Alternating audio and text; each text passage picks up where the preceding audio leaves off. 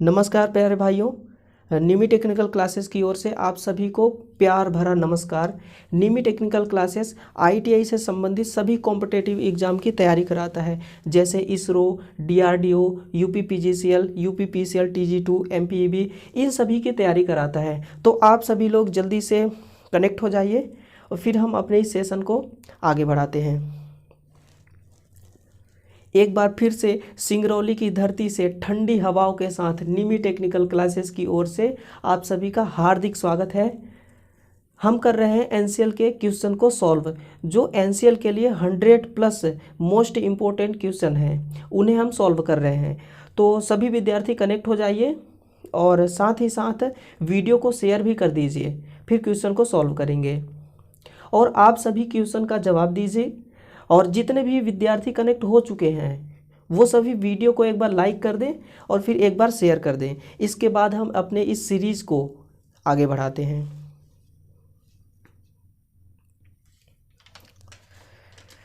तो चलिए, आज का एक बहुत ही अच्छा मोटिवेशन है।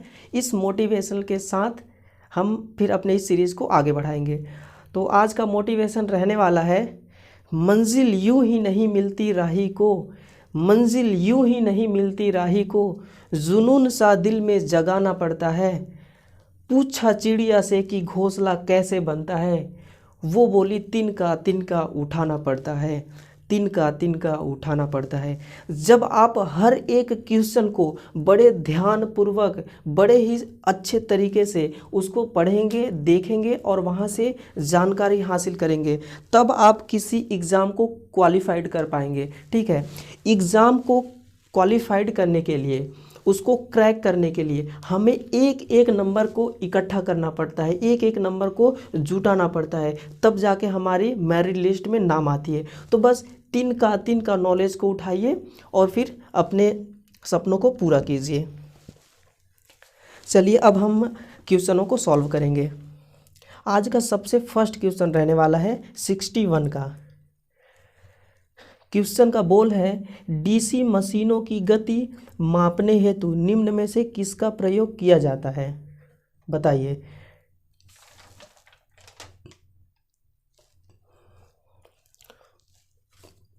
ऑप्शन है हमारे पास ऊर्जा मीटर, मैगर, टोंग टेस्टर और टैकोमीटर। तो देखिए, ऊर्जा मीटर का उपयोग तो किया जाता है ऊर्जा मापने के लिए, वो भी किलोवाट हावर में। मैगर का उपयोग किया जाता है उच्च प्रतिरोध मापन में।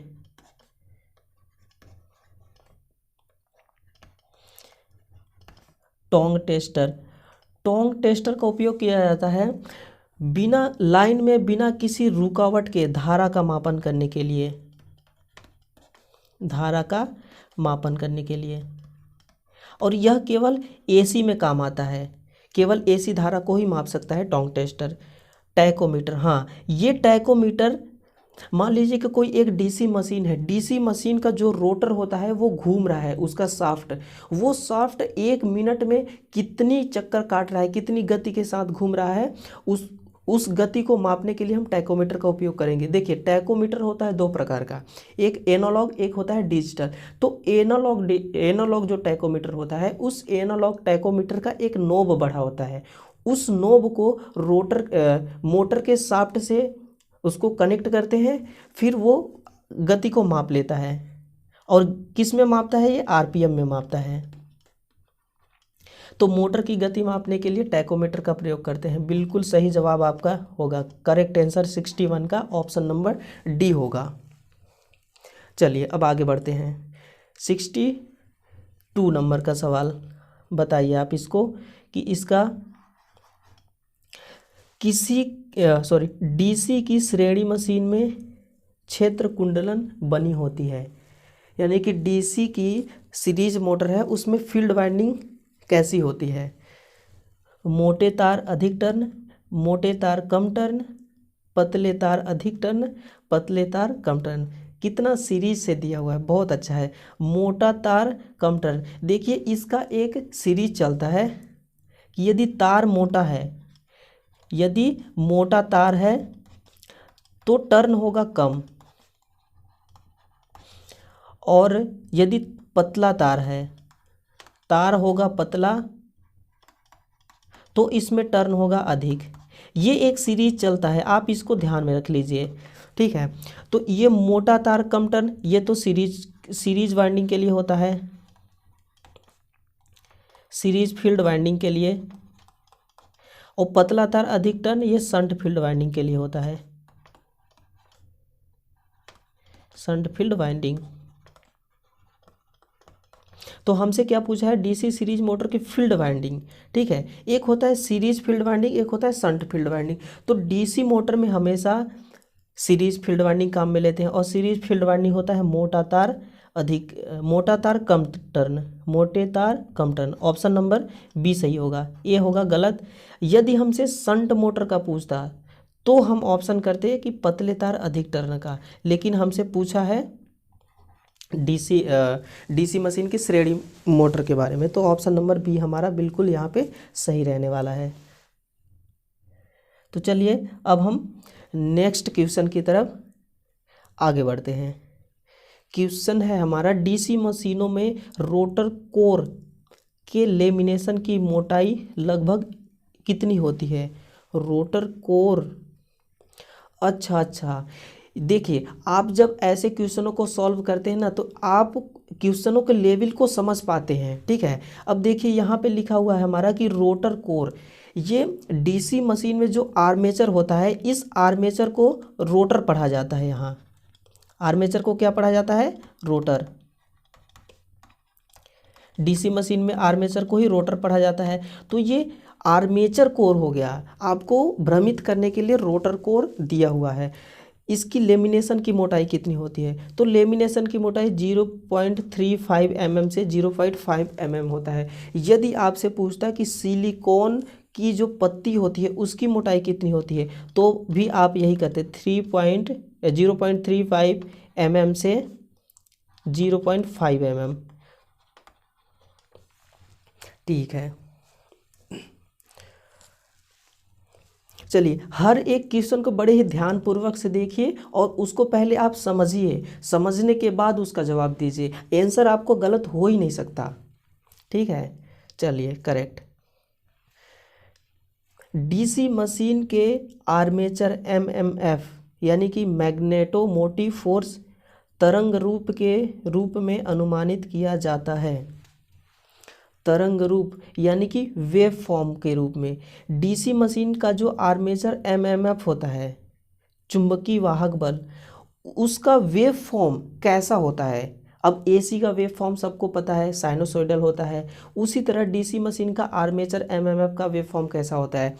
आर्मेचर में हमेशा, आर्मेचर में जो एमएमएफ होता है, ईएमएफ होता है, इनकी प्रकृति, इनका वेव फॉर्म की प्रकृति हमेशा साइनोसॉइडल ही होता है, ठीक है। चाहे आप सप्लाई एसी का दो या फिर सप्लाई डीसी का दो, लेकिन आर्मेचर में जो एमएमएफ और ईएमएफ की वेव फॉर्म तैयार होगी, वो वेव फॉर्म की प्रकृति साइनोसॉइडल होती है, ना कि रेक्टेंगुलर होगी, ना कि पल्सेटिंग होगी, और ना ही समकोण होगी। ये बिल्कुल तीनों गलत हो जाएगा।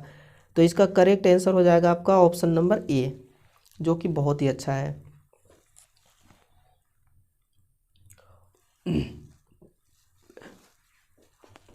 चलिए अब आगे बढ़ते हैं।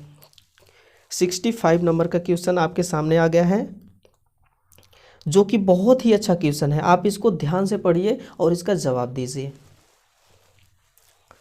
डीसी मशीनों का आर्मेचर बनाने वाला धातु होता है। आर्मेचर किस धातु का बनाया जाता है। आप क्वेश्चनों को अपने तरीके से हैंडल करने की कोशिश कीजिएगा एग्ज़ाम में। एग्ज़ाम की दृष्टि से ऐसे क्वेश्चन बड़े ही इम्पोर्टेंट हो जाते हैं। ये क्वेश्चन इतना इजी है ना कि समझ लीजिए कि आपको बस ये फ्री का नंबर दे जाएंगे। तो चलिए, माइल्ड स्टील, हम मान लीजिए कि हमें आता नहीं है इसका जवाब देने के लिए, इसका राइट आंसर हमें पता नहीं है, तो हम अपना कॉमन सेंस लगा के इसका सही जवाब ढूंढने की कोशिश करते हैं। देखिए माइल्ड स्टील, आर्मेचर कभी स्टील का नहीं बनता, सबसे पहले आप ध्यान दे लीजिए। तो ये हो जाएगा हमारा गलत। और तांबा यानी कि कॉपर, कॉपर का तो तार बनाया जाता है ना, वायर, एल्यूमिनियम का भी वायर बना जाता है, यानी कि कॉपर और एल्यूमिनियम दोनों का तार बनाने के लिए उपयोग किया जाता है। ये रही सिलिकॉन स्टील, बिल्कुल ये आर्मेचर बनाने के लिए काम में ली जाती है। अब बात आती है कि इस सिलिकॉन स्टील में सिलिकॉन कितना होता है और स्टील कितना होता है। तो इसमें सिलिकॉन की मात्रा होती है 3.8 से 4.6%। 3.8 से 4.6% सिलिकॉन होती है, बाकी टोटल स्टील होती है। ठीक है, आप इस चीज़ को ध्यान में रखिए, इस डेटा को ध्यान में रखिए, ये एग्ज़ाम में आ जाता है, ऐसे क्वेश्चन आते हैं। चलिए अब आगे बढ़ते हैं। 66 नंबर का क्वेश्चन आ गया है, जो कि बहुत ही इजी क्वेश्चन है। इसका तो उम्मीद करता हूँ आपको जवाब आना ही चाहिए। अगर इसका भी जवाब आप नहीं दे पाएंगे ना, फिर आपकी तैयारी में देखिए कमी है। ठीक है, आपको थोड़ा और मेहनत करने की आवश्यकता है। तो 6 पोल एसी मशीन का कुल इलेक्ट्रिकल डिग्री कितना होता है? ऐसे क्वेश्चनों को आप बिल्कुल चुटकियों में सॉल्व करेंगे, देखते ही सॉल्व कर देंगे। देखिए इसको दो विधि से ज्ञात करेंगे हम। पहला सूत्र होता है पोल गुणे इलेक्ट्रिकल डिग्री। पोल कितना है? 4 पोल है। इलेक्ट्रिकल डिग्री का मान होता है 180 अंश। इसको सॉल्व करेंगे, काट पीट के बराबर करिए, 720 अंश आएगा। ठीक है, 720 अंश। तो 720 अंश ऑप्शन नंबर बी में है। एक मेथड और देखते हैं, दूसरा सूत्र। इस इलेक्ट्रिकल डिग्री को वैद्युतिक डिग्री भी कहते हैं। वैद्युतिक डिग्री बराबर होता है सूत्र P/2 गुणे मैकेनिकल डिग्री। अब पोल है हमारे पास 4/2 गुणे मैकेनिकल डिग्री का मान होता है 360 अंश।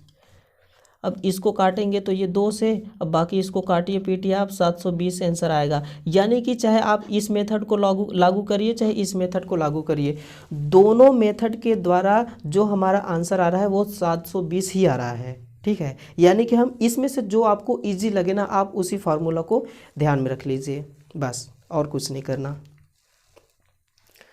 चलिए ये तो क्वेश्चन हो गया सॉल्व, और 66 का ऑप्शन हमारा करेक्ट हो गया, ऑप्शन नंबर बी। अब आगे बढ़ें। चलिए वीडियो को लाइक भी करते रहिएगा आप लोग, और शेयर भी करते रहिएगा, ताकि और भी स्टूडेंट हमारे साथ कनेक्ट हो सकें, और हम बिल्कुल आनंद लेके पढ़ेंगे। कोई हड़बड़ी नहीं, कोई जल्दबाजी नहीं है।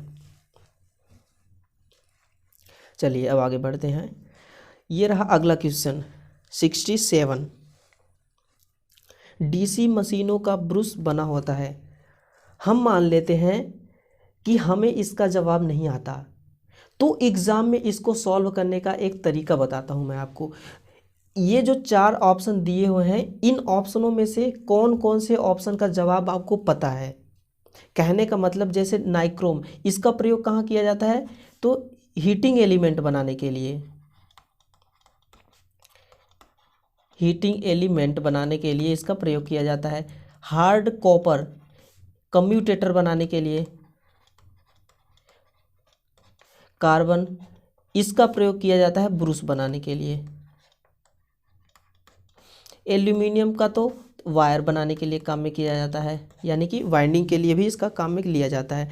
तो देखिए ऐसे जब आपको लगे कि इसका आंसर मुझे नहीं आ रहा है, तो आप एक सीरीज से उसको देखना चालू करिए, और फिर जो चीज़ आ रहा है पहले उसके बारे में सोचिए, फिर जो चीज़ नहीं आ रहा है ना, वो ऑटोमेटिक उसका जवाब आपको मिल जाएगा। जैसे आपको नाइक्रोम का पता है कि उपयोग कहाँ किया जाता है, हार्ड कॉपर का भी उपयोग पता है, और एल्यूमिनियम का उपयोग, तो आपके पास ऑप्शन ही बचा केवल एक। ठीक है, तो ऑप्शन केवल आपके पास एक ही बचा है, और यही आपका सही जवाब भी होगा। ठीक है, चलिए अब मैं आपको इस कार्बन ब्रूस के बारे में कुछ एक्स्ट्रा नॉलेज देता हूँ। कार्बन ब्रूस, इस ब्रूस का धारा घनत्व कितना होता है? धारा घनत्व, इसका धारा घनत्व होता है 5.5 से 6.5 एम्पियर प्रति सेंटीमीटर स्क्वायर, और इसका दाब, इसका प्रेशर होता है 0.1 से 0.25 किलोग्राम प्रति सेंटीमीटर स्क्वायर, यानी कि इतने प्रेशर के साथ ये कम्यूटेटर सेगमेंट के साथ जुड़ा होता है। और इसका धारा घनत्व तो आप लोगों ने देख लिया। ये वोल्टेज ड्रॉप कितना कराता है, तो ये वोल्टेज ड्रॉप कराता है 2 वोल्ट, 2 वोल्ट। ठीक है, तो ये रहा आपका टोटल निचोड़ इस कार्बन ब्रुश के बारे में। अगर कुछ और छोटा मोटा बचा होगा इसके बारे में जानकारी तो वो मैं फिर दे दूंगा आगे। ठीक है, अगर हम छोटी मशीनों में उपयोग करेंगे तो हम कार्बन ब्रश का उपयोग करेंगे, और बड़ी मशीनों में उपयोग करना है हमें तो हम तांबे का ब्रुश काम में लेंगे। ठीक है, चलिए अब अगला क्वेश्चन है जो कि बहुत ही अच्छा क्वेश्चन है। फ्लेमिंग के दाएं हाथ का नियम की दिशा ज्ञात करने हेतु प्रयोग में लिया जाता है। देखिए इसके बारे में देखते हैं। फ्लेमिंग के नियम, फ्लेमिंग का नियम, ये जो फ्लेमिंग भाई साहब थे इनका पूरा नाम क्या था, कोई बताएगा मुझे इनका पूरा नाम क्या था? तो इनका पूरा नाम था एलेक्जेंडर फ्लेमिंग, वो बाद में देखेंगे। देखिए फ्लेमिंग का नियम, फ्लेमिंग ने 2 नियम दिया था। पहला नियम था दायां हाथ का नियम और दूसरा था बायां हाथ का नियम। ठीक है, दायां हाथ का नियम और बायां हाथ का नियम।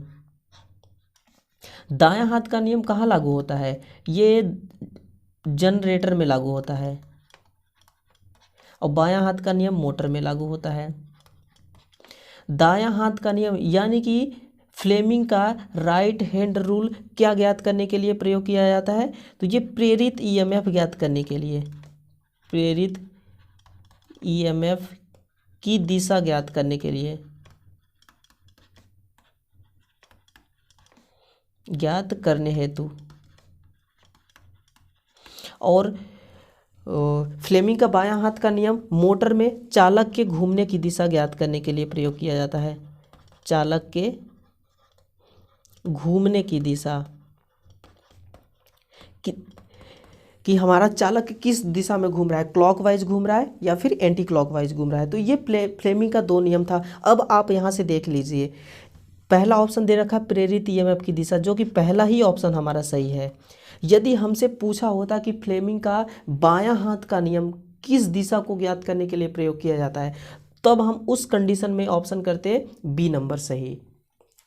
ठीक है, और फिर सी दे रखा है प्रेरित धारा की दिशा, रोटर के घूमने की दिशा। नहीं, ऐसा तो कोई मामला ठीक नहीं लग रहा है। ये सब तीनों हैं गलत। ऑप्शन नंबर ए आपका बिल्कुल करेक्ट जवाब है। ओके, आगे बढ़ें। चलिए क्वेश्चन नंबर 69 देखिए। क्वेश्चन नंबर 69 को और ध्यानपूर्वक देखिए। डीसी धारण करने वाली जनरेटर में कम्यूटेटर का कार्य होता है। अब आप बताइए कम्यूटेटर का कार्य क्या होता है, फिर मैं आपको बताऊंगा इस कम्यूटेटर के बारे में कुछ अच्छी बातें।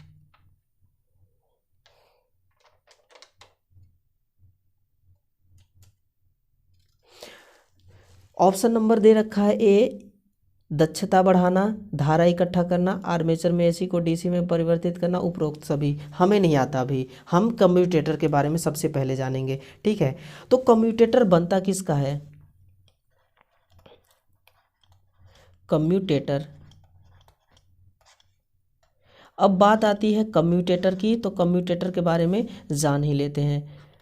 ये कम्यूटेटर बनता है हार्ड ड्रॉन कॉपर का,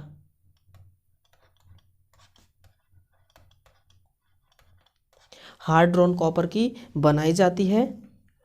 और इसका काम होता है यदि जनरेटर है तो यह एसी को डीसी में कन्वर्ट करेगा, यदि मोटर है तो यही कम्यूटेटर डीसी को एसी में कन्वर्ट करेगा। ठीक है, इस चीज़ को आप ध्यान में रखिए। और ये जो हमारा कम्यूटेटर होता है, कम्यूटेटर के सेगमेंट का आकार कैसा होता है, तो आप कहेंगे कि इसका आकार वी आकार का होता है। ठीक है जी। अब बात आती है कि कम्यूटेटर यदि मशीन में लगा हुआ है तो ये गंदा तो होगा, यानी कि धूल कण मिट्टी ग्रीस तेल पानी इस पे तो लगेगा ही लगेगा। तो कम्यूटेटर को साफ किससे करेंगे आप? सफाई। तो कम्यूटेटर की सफाई कार्बन टेट्रा क्लोराइड से करते हैं। ये कार्बन टेट्रा क्लोराइड CCl4 या फिर BFC, इन दोनों से मिलके हमारा कार्बन टेट्रा क्लोराइड बनता है। तो ऑप्शन में यदि ये पूछ भी देता है कि कम्यूटेटर को साफ करने के लिए किस क्लोराइड का उपयोग किया जाता है, तो आप CTC का प्रयोग करेंगे। ठीक है। अगर बात आती है हमारा बेयरिंग के बारे में, बियरिंग, तो बियरिंग को साफ करने के लिए पेट्रोल काम में लिया जाता है। ठीक है, ये कुछ एक्स्ट्रा नॉलेज था जो कि आप लोगों के लिए बहुत ही अच्छा रहने वाला है। आप इस चीज़ को नोट कर ले हुए एक जगह अच्छे से कॉपी में। करेक्ट। चलिए, तो इसका सही आंसर कौन सा होगा? मैंने तो सब कुछ बता दिया। तो पूछा है जनरेटर के बारे में, तो जनरेटर में तो एसी को डीसी में, तो आँख मूंद के ऑप्शन नंबर सी को आप बिल्कुल सही करिए, कोई दिक्कत नहीं है। ऑप्शन नंबर सी आपका सही होगा। धारा इकट्ठा करना, दक्षता बढ़ाना, ये कब से कम्यूटेटर को काम में लेने लगे? दक्षता बढ़ाने के लिए? नहीं नहीं नहीं, ये तो गलत हो जाएगा। धारा इकट्ठा करना ये भी नहीं सही होगा, ये सब गलत है। ऑप्शन नंबर सी हमारा सही जवाब होगा।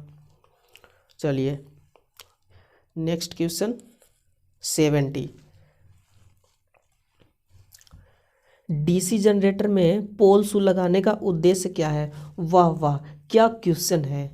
अगर ऐसे क्वेश्चन एग्जाम में आ जाए ना तो मज़ा आ जाए। देखिए, सबसे पहले हम पोल शू बनाते हैं। ये रहा हमारा पोल शू। इस पे किया जाता है वाइंडिंग। इस तरह से वाइंडिंग लपेटी जाएगी। एक मिनट, डायग्राम में अच्छे से बना के आपको समझाऊंगा।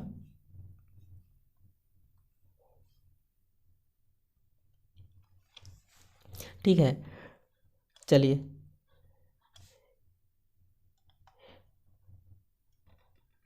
ये रहा हमारा, इसको हम बोलेंगे मेन पोल। ये होता है हमारा मेन पोल, और इसको हम बोलते हैं पोल शू। ये जूते के नोक की आकार की है, इसीलिए इसको शू बोला जाता है, पोल शू। तो इस मेन पोल पे हम वाइंडिंग लपेटेंगे। ठीक है, इस तरह से वाइंडिंग लपेटेंगे। और जब वाइंडिंग लपेटने के दरमियान इस वाइंडिंग को सप्लाई से कनेक्ट करेंगे तो इसमें चुंबकीय क्षेत्र उत्पन्न होगा। ये जो चुंबकीय फ्लक्स उत्पन्न होता है, तो ये चुंबकीय फ्लक्स को एक समान डिस्ट्रीब्यूट करने के लिए ये पोल शू लगाया जाता है। एक समान, ये आर्मेचर में फ्लक्स को ये डिस्ट्रीब्यूट करेगा, भेजेगा, तो एक समान रूप से, यानी कि यहाँ पे देखिए स्टेटर और रोटर के बीच में एयर गैप होता है। एयर गैप में फ्लक्स लीकेज ना होने पाए, इसीलिए पोल शू का उपयोग करते हैं, ताकि फ्लक्स को एक समान रूप से आर्मेचर में फैलाव करे। तो कौन सा ऑप्शन सही होने वाला है हमारा? हिस्टैरिसीस हानि? नहीं नहीं, हिस्टैरिसीस हानि तो कम करने के लिए हम सिलिकॉन स्टील का प्रयोग करते हैं, सिलिकॉन स्टील का। और वाइंडिंग को अधिक ठहराव देने हेतु एयर गैप में फ्लक्स को समान रूप से फैलाने हेतु ए और बी और सी बिल्कुल हमारा सही होगा। अब देखिए, ये जो हमारा शू यानी कि जूते के नोक की आकार की दिखाई दे रही है, इसके वजह से वाइंडिंग का ठहराव भी अधिक हो सकता है, यानी कि ये जो वाइंडिंग की टर्न होगा, हम अधिक टर्न संख्या में लपेट सकेंगे और एयर गैप में फ्लक्स को समान रूप से फैलाने हेतु। चलिए आगे बढ़ते हैं क्वेश्चन नंबर 71 की तरफ और देखते हैं। क्वेश्चन है हमारा, बहुत ही सुंदर क्वेश्चन है। डीसी जनरेटर का सिद्धांत आधारित होता है, बताइए। अब सभी विद्यार्थियों से निवेदन है कि इस वीडियो को लाइक कर देवें और इसे जल्दी से शेयर कर दीजिए। फिर हम क्वेश्चनों को सॉल्व करेंगे।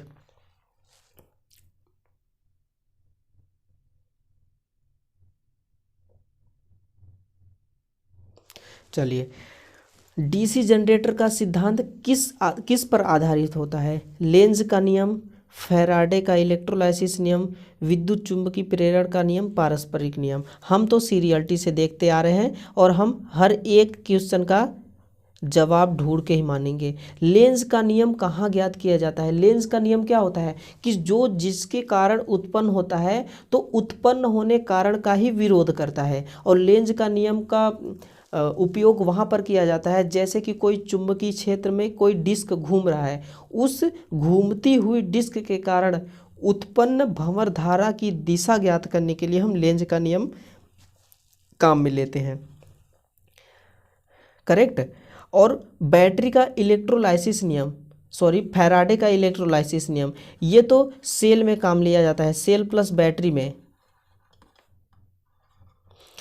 सेल और बैटरी फैराडे के इलेक्ट्रोलाइसिस नियम पे ही काम करते हैं। विद्युत चुंबकीय प्रेरण नियम, बिल्कुल बिल्कुल, चाहे हमारा मोटर हो या जनरेटर हो, दोनों इसी सिद्धांत पे कार्य करते हैं। अब ऑप्शन नंबर डी को भी देख ही लेते हैं। पारस्परिक प्रेरण का नियम यानी कि म्यूचुअल इंडक्शन, म्यूचुअल इंडक्शन के सिद्धांत पे तो हमारा ट्रांसफार्मर कार्य करता है। तो ये रहा आपका चारों ऑप्शन का प्यारा प्यारा सा जवाब, और आप इस चीज़ को देख लीजिए, अच्छे से पढ़ लीजिए, नोट कर लीजिए।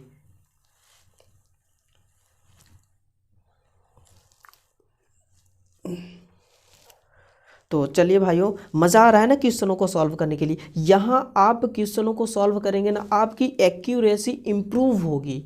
आप जब एग्ज़ाम में बैठोगे तो ऐसे क्वेश्चनों को देखते ही उसका आंसर टिक कर दोगे, आपको टाइम लगाना ही नहीं है वहाँ पे, ठीक है। जो थोड़ा डिफिकल्ट सवाल रहेंगे उन पे आप टाइम लगाइए, वो जायज़ सी बात है, लेकिन आप ऐसे लल्लू पंजू सवालों में अगर टाइम लगाते हैं इसका मतलब आपकी तैयारी कमज़ोर है। लेकिन आपकी तैयारी कमज़ोर नहीं है, आपकी तैयारी को बढ़ाने के लिए ही हम क्वेश्चनों को सॉल्व करा रहे हैं। ओके, चलिए, तो ऑप्शन नंबर कौन सा सही होगा इसका? ऑप्शन नंबर सी सही होगा इसका, ध्यान दीजिएगा, ऑप्शन नंबर सी सही होगा। 72 नंबर, डीसी जनरेटर में मुख्य ध्रुव की तुलना में इंटरपोल की ध्रुवता की दिशा बताइए। बिल्कुल इंटरपोल की ध्रुवता की दिशा बताएंगे। ये इंटरपोल, चलिए मैं डायग्राम बना के फिर आपको समझाता हूँ इंटरपोल के बारे में। ये हो गया हमारा आर्मेचर, यहाँ पे होगा हमारा मेन फील्ड, इस तरह से हमारा होगा मेन फील्ड। मान लीजिए कि 4 पोल का हमारा जनरेटर है, ठीक है, ये रहा 3 और ये चौथा पोल। तो इन मेन पोल के बीच में ये जो पोल लगी होती है, छोटे छोटे पोल, यही होते हैं हमारे इंटरपोल।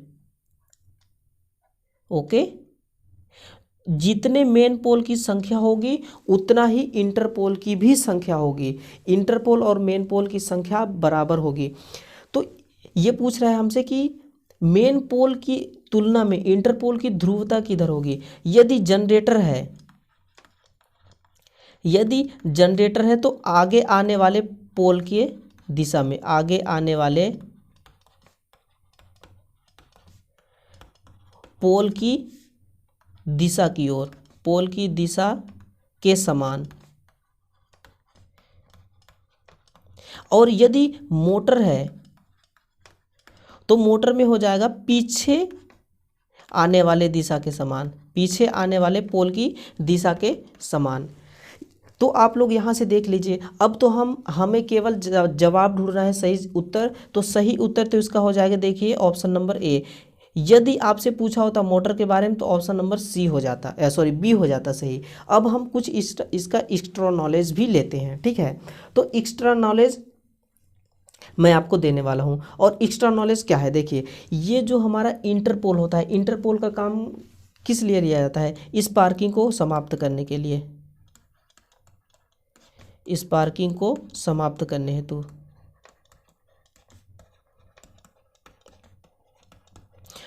इस पार्किंग को समाप्त करने हेतु इंटरपोल का उपयोग किया जाता है, ठीक है। चलिए, और ये जो हमारी मेन पोल होती है, मेन पोल में जितना वाइंडिंग किया जाता है उसके तुलना में इंटरपोल में वाइंडिंग 1/3 भाग ही किया जाता है। कितना? 1/3 भाग, यानी कि 100% का 75% ही वाइंडिंग की जाती है इंटरपोल वाइंडिंग में।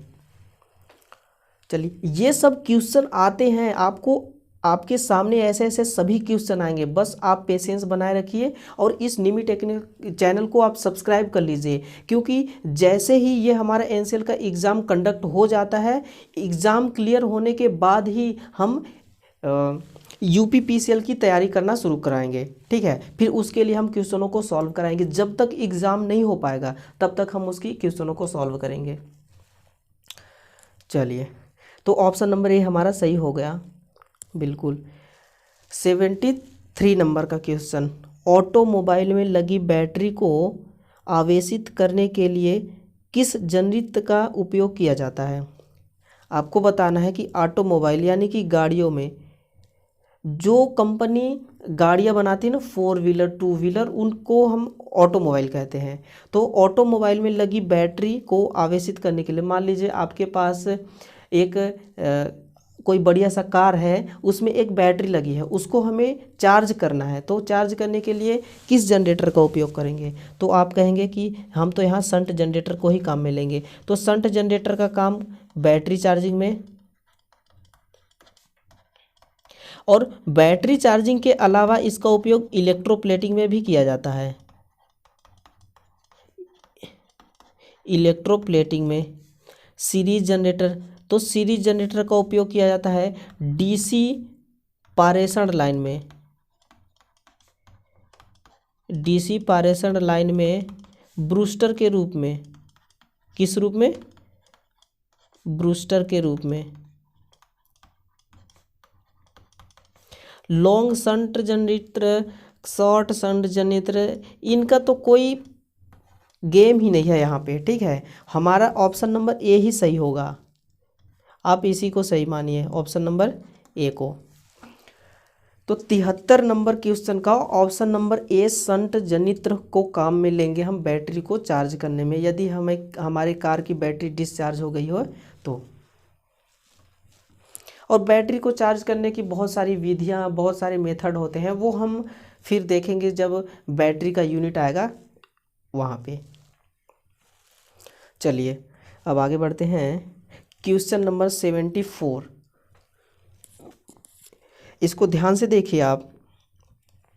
डीसी जनरेटर में कंपनसेटिंग वाइंडिंग का प्रयोजन है, बताइए। कंपनसेटिंग वाइंडिंग का प्रयोजन क्या है? हमें पता है कंपनसेटिंग वाइंडिंग, इस कंपनसेटिंग वाइंडिंग का दूसरा नाम क्या होता है? तो आप कहेंगे इसका दूसरा नाम भरपाई वाइंडिंग, भरपाई वाइंडिंग होता है। हम इसको क्षतिपूर्ति वाइंडिंग भी कह सकते हैं, क्षतिपूर्ति वाइंडिंग। तो ये तो इसका हो गया दूसरा नाम। अब कंपनसेटिंग वाइंडिंग को उपयोग में क्यों लेते हैं? तो इसको उपयोग आर्मेचर रिएक्शन को समाप्त करने के लिए हम इसका प्रयोजन करते हैं। आर्मेचर प्रतिक्रिया, आर्मेचर प्रतिक्रिया को समाप्त करने के लिए हम इसका उपयोग में काम में लेते हैं। ये आर्मेचर रिएक्शन होता क्या है? ये आर्मेचर रिएक्शन होता है, आर्मेचर का फ्लक्स मेन फील्ड फ्लक्स का विरोध करता है, जिससे कि मेन फील्ड फ्लक्स का मान धीरे धीरे घटता जाता है। एक समय ऐसा आता है कि इतना ज़्यादा घट जाता है मेन फील्ड फ्लक्स का मान कि जनरेटर वोल्टेज बनाना ही बंद कर देता है। समझ रहे हैं ना मेरी बातों को? चलिए, इसके बारे में मैं आपको कुछ और ही बेसिक जानकारी देता हूँ। चलिए देखते हैं आर्मेचर रिएक्शन को।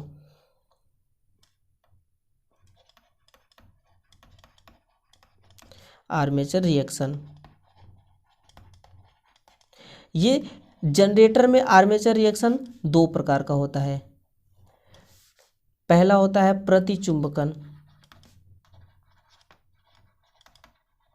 और दूसरा होता है विचुंबकन।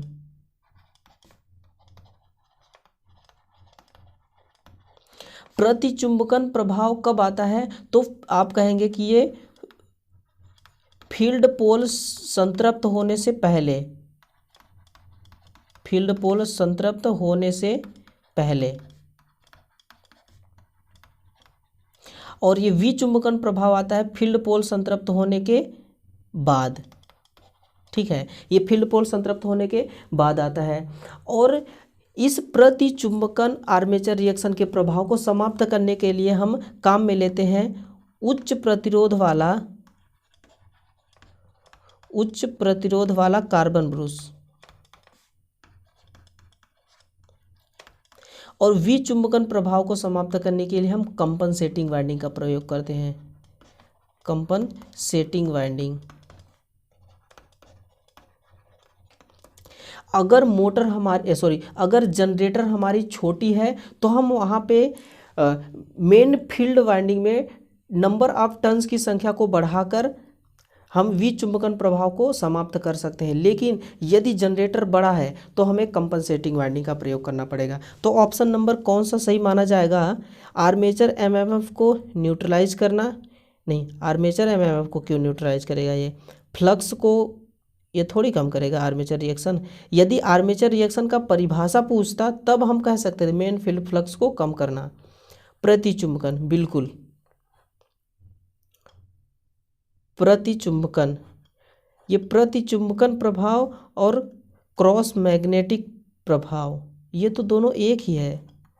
क्रॉस मैग्नेटिक फ्लक्स को न्यूट्रलाइज करना, नहीं, क्रॉस मैग्नेटिक फ्लक्स को न्यूट्रलाइज करना नहीं, ऑप्शन नंबर डी गलत है। ऑप्शन नंबर सी हमारा सही माना जाएगा, प्रतिचुंबकन प्रभाव। सॉरी, एक मिनट,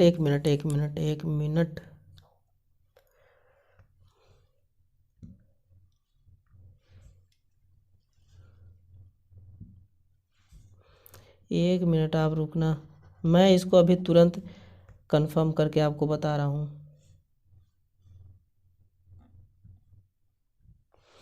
आर्मेचर एमएमएफ को न्यूट्रलाइज करना ये तो हो जाएगा गलत। आर्मेचर एमएमएफ को कोई न्यूट्रलाइज नहीं करेगा, फ्लक्स को भी कोई कम नहीं करेगा। अब बात आती है सी और डी की, प्रतिचुंबकन प्रभाव। तो ये प्रतिचुंबकन नहीं, ये विचुंबकन होना चाहिए, क्योंकि क्रॉस मैग्नेट का ही दूसरा नाम है प्रतिचुंबकन। ठीक है, क्रॉस मैग्नेट का ही नाम है प्रतिचुंबकन, या इसको विभोच प्रभाव भी बोला जाता है, प्रतिचुंबकन प्रभाव को। तो ऑप्शन नंबर सी सही होगा। लेकिन यहाँ पे प्रतिचुंबकन प्रभाव नहीं, यहाँ पे विचुंबकन प्रभाव होना चाहिए। ठीक है, ये थोड़ा प्रिंटिंग करने में थोड़ा मिस्टेक हो गया है जल्दबाजी में, कोई बात नहीं, आगे बढ़ते हैं। अब अगला क्वेश्चन है हमारा, आप इसको स्क्रीनशॉट ले लीजिए फटाक से।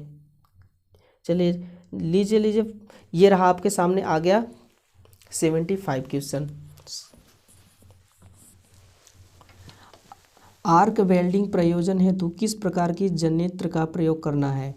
ये जो आर्क वेल्डिंग होता है ना, आर्क वेल्डिंग के लिए हमें ऐसे जनरेटर का चुनाव करना चाहिए जो वेल्डिंग स्टार्ट करने के तुरंत बाद, जैसे ही हमारा वेल्डिंग स्टार्ट हो गया आर्क वेल्डिंग, उसके तुरंत जस्ट बाद ही वोल्टेज को पूरी तरह से डाउन कर दे, ऐसे जनरेटर का चुनाव करना है।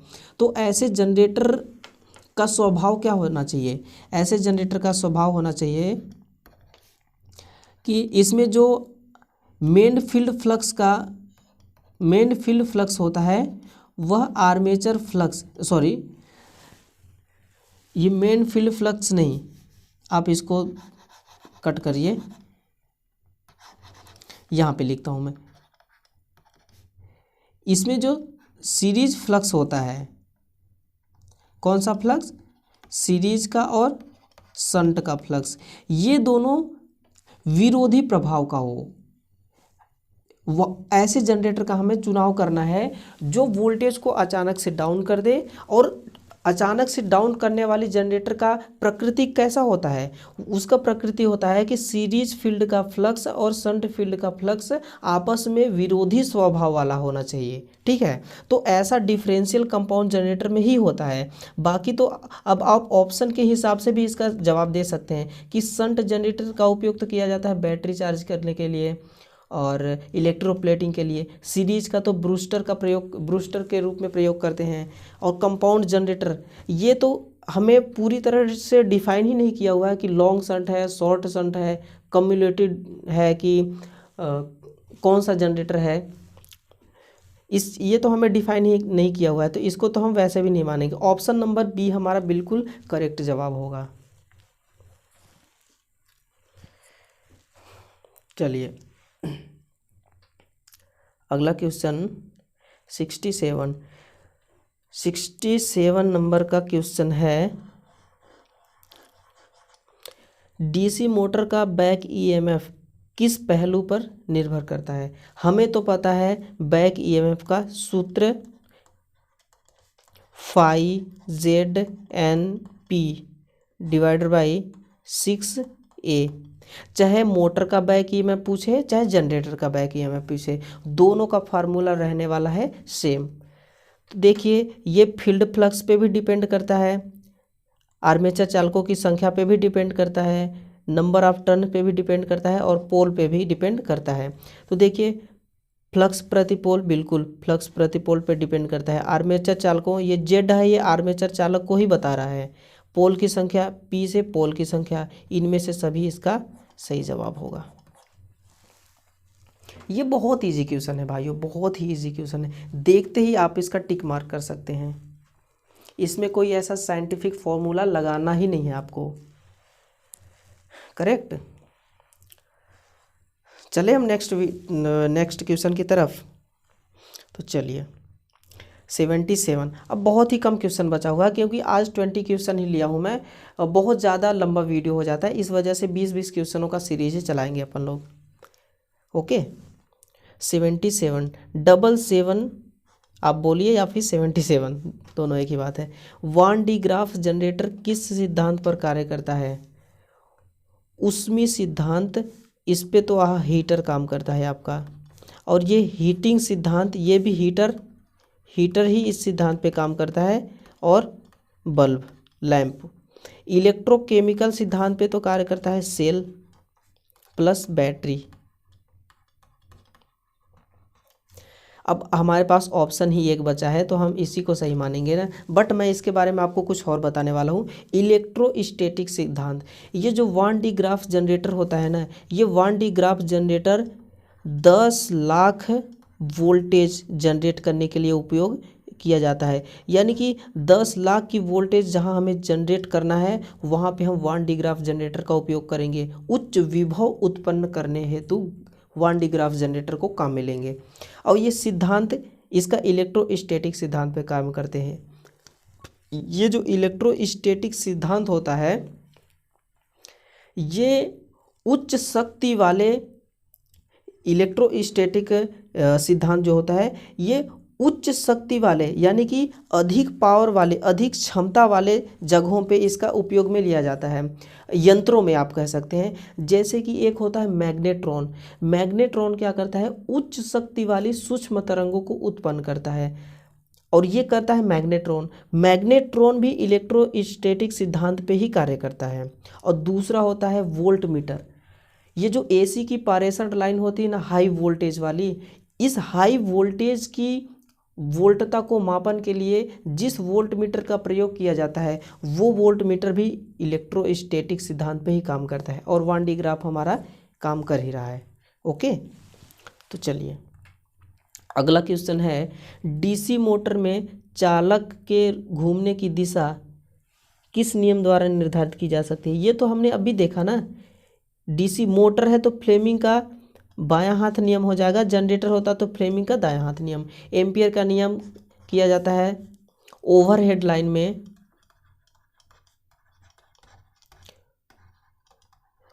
ओवरहेड लाइन में धारा की दिशा ज्ञात करने हेतु, धारा की दिशा ज्ञात करने हेतु। और लेंज का नियम भी ये भंवर धारा की दिशा ज्ञात करने के लिए इसका उपयोग करते हैं। चलिए अगला क्वेश्चन है 79, डीसी मोटर के घूमने की दिशा परिवर्तित की जा सकती है। बहुत ही प्यारा क्वेश्चन, बहुत ही लाजवाब क्वेश्चन। देखिए ध्यानपूर्वक देखिए, डीसी मोटर में जो सप्लाई देते हैं ना, ये जो सप्लाई देते हैं ये सप्लाई दो जगह पे जाती है, सॉरी कितने जगह पे जाती है, दो जगह पे जाती है। अब वो कहाँ कहाँ जाती है, एक जाती है फील्ड में और दूसरा जाती है आर्मेचर में। पहला फील्ड और दूसरा आर्मेचर में। तो आप या तो फील्ड के टर्मिनल की दिशा चेंज कीजिए या फिर आर्मेचर के फील्ड की टर्मिनल को चेंज कीजिए। यानी कि फील्ड के कनेक्शन को चेंज करना है, या तो आर्मेचर के कनेक्शन को चेंज कीजिए या फिर फील्ड के कनेक्शन को चेंज कीजिए। एक ही बार दोनों को चेंज करेंगे तो हमारी सप्लाई चेंज हो जाएगी, और सप्लाई चेंज होने से डीसी मोटरों की दिशा कभी चेंज नहीं होती है। या तो आपको फील्ड को चेंज करना है या फिर आर्मेचर को चेंज करना है, दोनों में से किसी एक को ही चेंज करेंगे तभी मोटर की दिशा परिवर्तित होना संभव है, अन्यथा असंभव माना जाएगा। तो ऑप्शन के हिसाब से चलिए देखते हैं। सप्लाई बदल कर, बिल्कुल नहीं। सप्लाई बदलने का मतलब फील्ड और आर्मेचर दोनों की दिशा चेंज करने से मोटर कभी परिवर्तित नहीं होगी इसकी गति।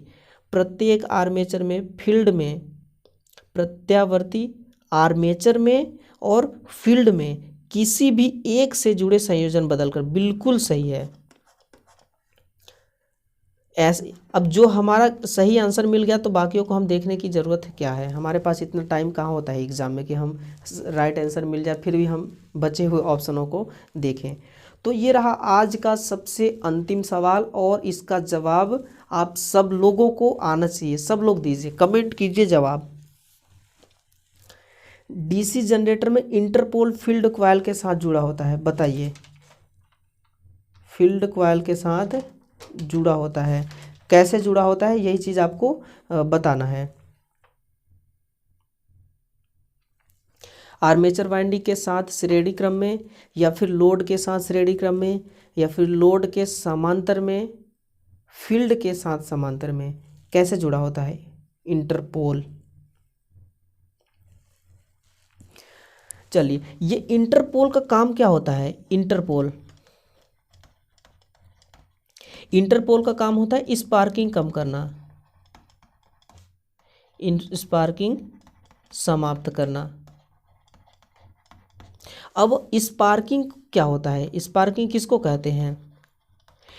स्पार्किंग देखिए क्या होता है कि इलेक्ट्रॉनों की गति अनियंत्रित होकर बाहर कूद जाना, स्पार्किंग होना कहलाता है। अब इस स्पार्किंग को हम समाप्त किसके द्वारा करते हैं, इस इंटरपोल को लगा के समाप्त करते हैं। यानी कि कम्यूटेशन, स्पार्किंग को हम कम्यूटेशन भी कहते हैं। कम्यूटेशन दो प्रकार का होता है।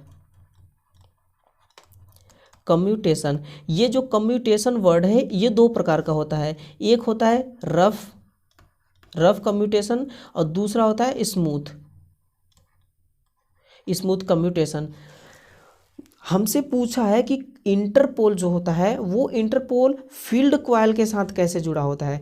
तो फील्ड कॉइल हो या फिर आर्मेचर कॉइल हो, दोनों के श्रेणी क्रम में ही ये अक्सर जुड़ता है। आर्मेचर वाइंडिंग के साथ सीरीज में जुड़ेगा। यदि ये ऑप्शन ना रहता ना तो आपको जरूर दिया होता ऑप्शन में कि फील्ड वाइंडिंग के सीरीज में इंटरपोल कनेक्ट किया जाता है। तो चलिए अब देखिए इसमें क्या होता है कि जो जनरेटर होता है, जनरेटर में कम्यूटेटर लगा होता है। कम्यूटेटर के एक खंड से दूसरे खंड पर कार्बन ब्रश जब जाती है तो कम्यूटेशन होता है, जिसको हम स्पार्किंग कहते हैं। और इस स्पार्किंग को इस इंटरपोल के द्वारा समाप्त कर दिया जाता है। और इसी स्पार्किंग के समाप्त होते ही हमारा आज का सेशन भी समाप्त हो जाता है। ठीक है, तो भाइयों आप सभी लोग इस वीडियो को लाइक करिए और इस वीडियो को अपने दोस्तों भाइयों के साथ इसको शेयर कर दीजिए फटाफट। और आप सभी लोग इस चैनल से जुड़ जाइए, इस चैनल को सब्सक्राइब कर लीजिए, बेल आइकन को भी दबा लीजिए, क्योंकि मैं अभी तो एनसीएल का क्वेश्चन सॉल्व करा रहा हूँ। एनसीएल की सीरीज हमारी चल रही है और जैसे ही एनसीएल का एग्ज़ाम ख़त्म हो जाता है हम तुरंत यूपीपीसीएल की तैयारी में लग जाएंगे। यूपीपीसीएल का सीरीज हम लोग स्टार्ट कर देंगे, फिर हम यूपीपीसीएल के लिए तैयारी करेंगे। तो आप सभी लोगों को बहुत ही फ़ायदा होने वाला है इस निमी टेक्निकल क्लासेस से। ये निमी टेक्निकल क्लासेस आपको बहुत कुछ देने वाला है, बट आपको जुड़ने की देरी है। आप इससे जुड़िए, ये एक परिवार है, यूट्यूब में अपना एक परिवार है, परिवार को बढ़ाइए और आप भी जुड़िए इस परिवार से। ओके, तो चलिए अब हमारी मुलाकात फिर होगी अगले वीडियो में, तब तक के लिए अलविदा। Okay, thank you very much.